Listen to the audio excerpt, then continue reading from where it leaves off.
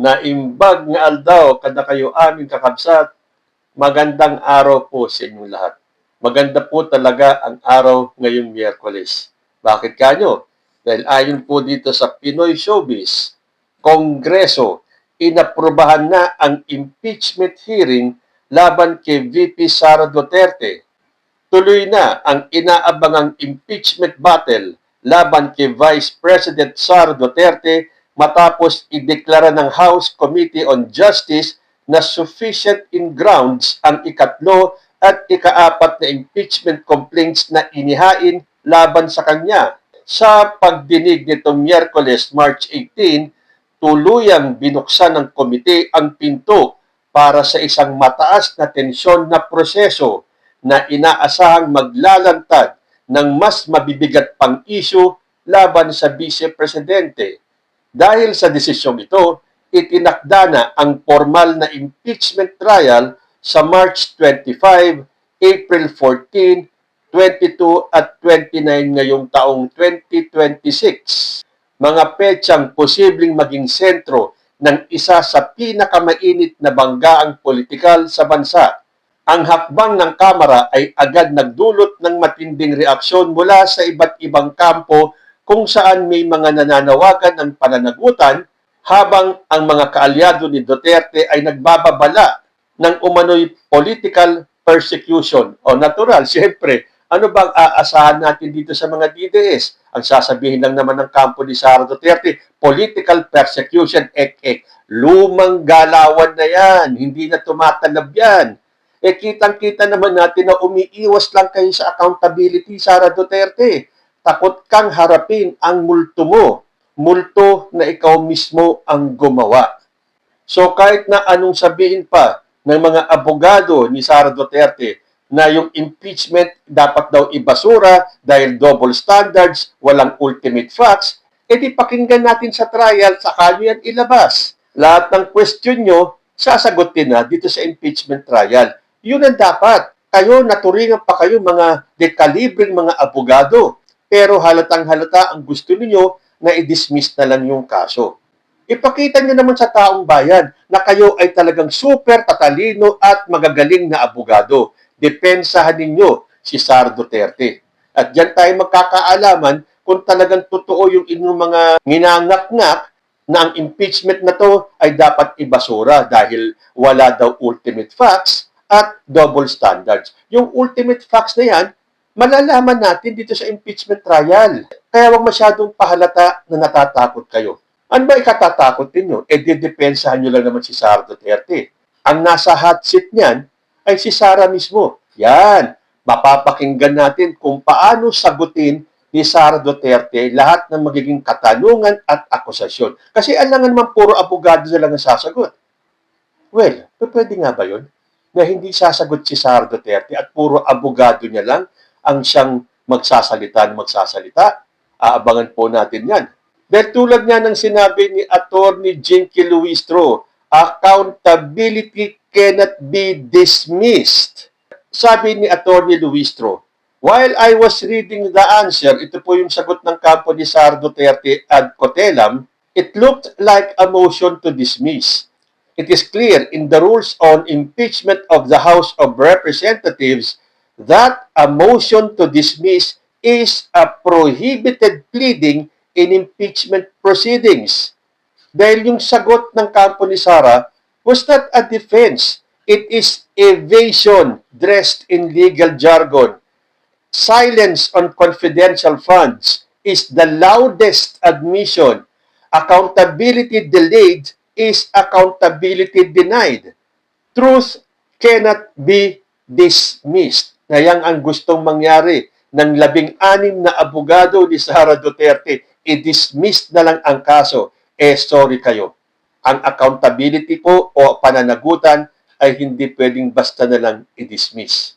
Kaya nagdesisyon ang Committee on Justice na meron pong sufficient in grounds para ituloy ang impeachment trial ni Sara Duterte.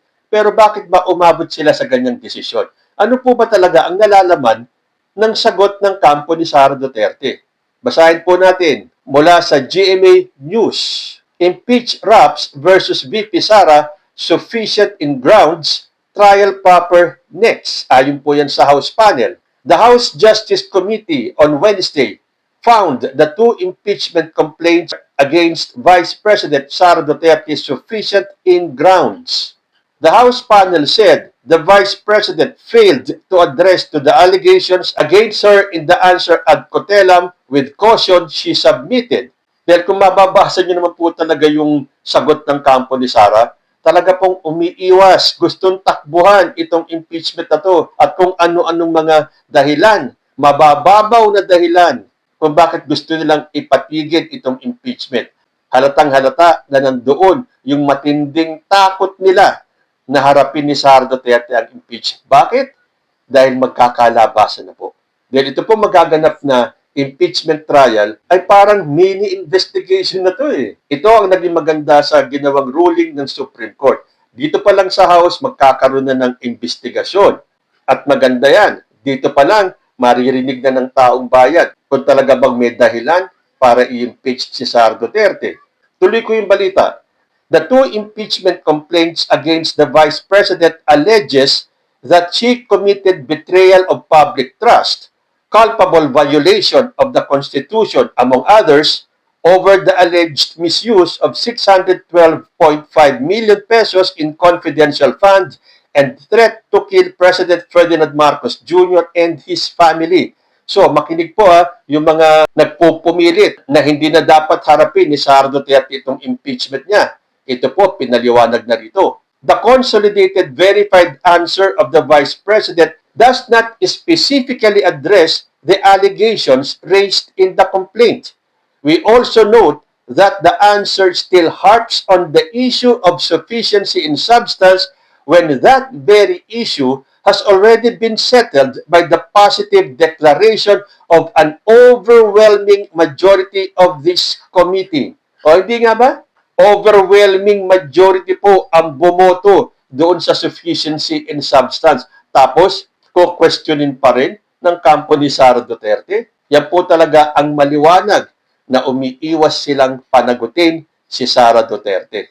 The allegations of defamation of the President and other officials, malversation of funds, the lack of explanation of confidential funds, anomalous disbursements, the certifications of VP Sara, she signed them herself.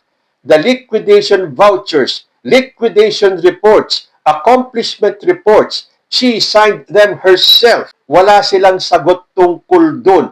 Pati roon sa envelopes na dinistribute to certain DepEd officials. Wala. So, nagpapatunay lang na ayaw sagutin ni Sara Duterte dahil nga, di ba, siya po ay allergic sa pananagutan o accountability.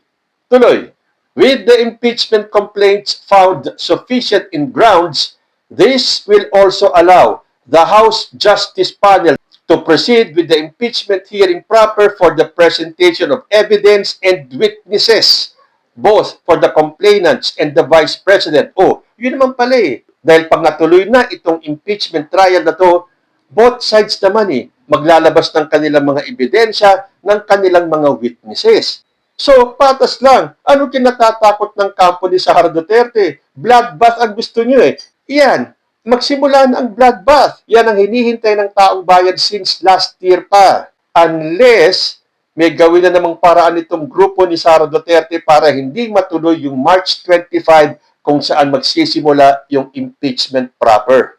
Ahead of the voting on the sufficiency in grounds, House Justice Panel Chairperson and Batangas 2nd District Representative Jervy Luistro said the allegations against the Vice President demand concrete answers. Di ba? Kailangan talaga ng konkreto yung sagot, hindi yung magpapalusot kayo. Yung mga palusot ng halata naman na hindi pinag-aralan. Alam niyo, tulad ng sinasabi nila na binasura na daw ng Supreme Court yung impeachment na yan. E samantalang sinabi na rin ng Supreme Court last year yan. Unconstitutional man yung proseso ng House pero hindi ina-absuelto si Sara Duterte at pwedeng mag-file ng panibagong impeachment complaint come February 6, 2026. At yun nga po ang nangyari. May mga nag-early filing na hindi na sinama sa deliberasyon At ang kanilang pinagdebatihan na lang ay itong complaint number 3 and 4 that was found sufficient in form and substance and now sufficient in grounds. Dahil nga, ayon kay Atty. Luistro, ang mga aligasyon laban kay Sara Duterte demands concrete answers. Hindi yung pinadala nilang sagot. Yung sagot na ayaw managot. At ang gusto i-dismiss na lang yung impeachment case. Hindi na po uubra yan. Dahil ang mga allegations po kay Sara Duterte ay hindi basta-basta. Seryoso po at mabibigat yung mga aligasyon. At ito ang tamang pagkakataon para linisin ni Sara Duterte yung kanyang pangalan na pinagpipilitan ng kampo nila na wala daw ginawang mali si Sara Duterte. Well, malalaman po natin sa panimula ng impeachment trial sa House ni Sara Duterte. Basahin ko naman tong comment ni Ronald Llamas. Sabi niya, the first time Congress impeached her, Sara's camp cried foul. No due process, no chance to respond. Kawawa naman daw. She ran to the Supreme Court for help despite all her tough talk about being ready for a bloodbath. The High Tribunal imposed stricter procedures. Fast forward to today. New impeachment drafts are filed and Sara is now formally asked to respond before the House Committee on Justice. And what does she do with this long-awaited chance? Wala. Instead of answering them, Sara offered a non-answer answer. She angrily accused the House Committee of double standards and claimed that the charges were not based on evidence. Naggalit-galitan na lang. Yung tipong pinatawag ka sa barangay para magpaliwanag, pero nagwala ka na lang. Dati, reklamo ni Sara, hindi siya pinasagot. Ngayon na pinasasagot siya, biglang walang masabi. Ang tawag dyan, palusot. Dahil hindi kayang sumagot, nagpapalusot na lang. Booking. Yan po kasi ang style ni Sara Duterte. Dahil takot po yan sa mga debate o sa mga usapin nang walang script. Kung dito sa impeachment trial niya, kung siya ay sisipot para sumagot, wala pong script yan. At dyan, takot na takot si Sara Duterte. Halos lahat ng kanyang mga speeches merong kodigo. May kodigo na nga lang Nagkakamali-mali pa lalo na kaya dyan. Kaya malamang, hindi sisipot si Sara Duterte dyan at pababayaan ng kanyang mga abogado na dumipensa. So, paano na ngayon yung kaligtasan ng mga tatayong witness? Ayon naman sa post ni Yayam Dizon, hindi titigil ang proseso. Inaprubahan ng House of Representatives ang isang mahalagang resolusyon na nagbibigay proteksyon sa mga testigo at nagsisiguro na tuloy-tuloy ang impeachment proceedings kahit na nakareses ang Kongreso mula March 21 hanggang May 3, 2026. Ibig sabihin, walang lusot at walang delay pagdating sa paghahanap ng katotohanan. Sa ilalim ng resolusyong isinulong ni Faustino D. III, Sandro Marcos at Marcelino Libanan, may malinaw ng mandato ang Committee on Justice na protektahan ang mga testigo laban sa pananakot o harassment. Pwede ring magpatuloy ang mga pagdinig, maglabas ng subpoena at makipag-coordinate sa DOJ, PNP at NBI para sa seguridad ng lahat ng sangkot. Ay nako, nakakatakot ito para sa kampo ni Sara Duterte. Dahil diba, tinututulan nga ni Sara yung pagpapalabas ng subpoena para sa kanyang mga bank accounts at iba pang dokumento. Malinaw ang mensahe ng Kamara, walang dapat matakot magsalita at walang dapat humarang sa proseso ng batas. Kahit recess, tuloy ang trabaho. Dahil sa usaping ganito kaseryoso, hindi pwedeng ipagpaliban ang katotohanan. Tuloy ang hustisya, tuloy ang pananagutan. Pananagutan na allergic si Sara Duterte. Pero ngayon, iisa lang po ang dapat gawin ni Sara Duterte. And that is to face the music. Uy, pero daw kayo mga congressman na pipirma sa impeachment ni Sara Duterte ha, dahil meron pong banta itong Cebu Alliance. Pagbabanta nila, let this be clear. Any lawmaker who votes to impeach VP Inday Sara is declaring war on the 32 million Filipino, especially the nearly 4 million Cebuanos who gave their historic mandate to Inday Sara. Oy, hindi na uso yung ganyang pananakot. At ano yung sinasabi mong 32 million ni Inday Sara? Wala na po yung 32 million na yan.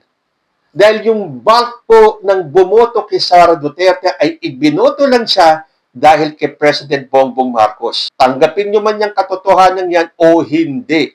So hanggang ngayon ba, naniniwala kayo na may 32 million pa si Sara Duterte ni hindi nga mapuno-puno yung EDSA tuwing magtatawag kayo ng rally? Ni hindi kayo nakalikom ng 1 milyong signature para sa Tay Kami Naman?